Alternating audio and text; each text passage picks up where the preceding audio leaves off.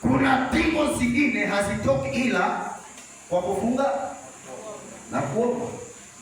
So wakati imani Biblia inasema kwamba faith is the substance of the things hoped for, the evidence of the things not seen. Sijaona bado lakini ninaamini. Sijaipata bado lakini ninaamini. Sijafikia bado lakini nina imani ya kwamba Mungu ako na uwezo. Leo hii unakuta kuna hali ambayo hali inaweza kwenda ongea. Mambo yanaweza kuwa yanaongea kabisa. Ukiangalia right, left, center, you don't see any green light. Lakini unaamini ya kwamba Mungu ako na uwezo wa kunisaidia, kunitoa hapa na kunipeleka upeo mwingine. Haleluya. Haleluya. Na wakati unapoomba, maombi huchochea imani ya Kristo. Mkristo anayeishi pasipo kuomba, imani yake huwa dhaifu. Lakini Mkristo ambaye anayeomba na kufunga huwa amejenga ushirika na baba yake. Haleluya.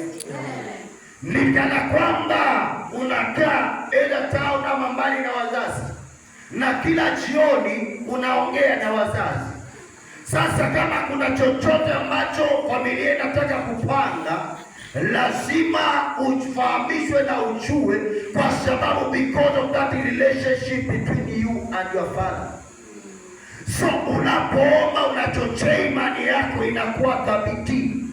Yale mambo ambayo ilikuwa ni magumu, ni machungu, sasa kupitia kusali na kuomba yanakuwa na wepesi. Haleluya. Ushaiona umeenda tu pale enda hospitali, unakuta kuna mgonjwa pale ako critical kabisa, mpaka mwenyewe anakuambia kwamba mimi sioni kama nitatoboa. Alafu mtu ambaye unatembea na uwepo wa Mungu, una download uponyaji kutoka katika ulimwengu wa rohoni, unaoleta into the realm of the physical, na mwambia wewe hautakufa, unaishi. Amen. Utaendelea, utarudi kwa kazi yako.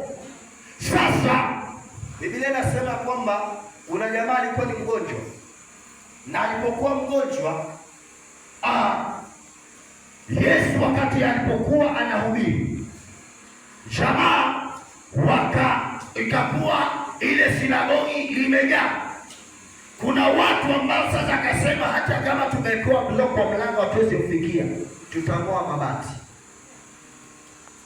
Na Yesu alipowaona mabati na ng'olewa, sema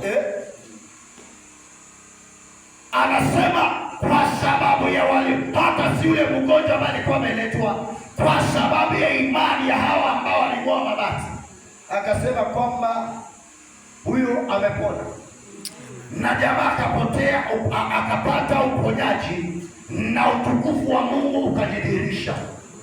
The reason why you are here today, it is because uko hapa kwa ajili ya familia yako. Uko hapa kwa ajili ya generation yako.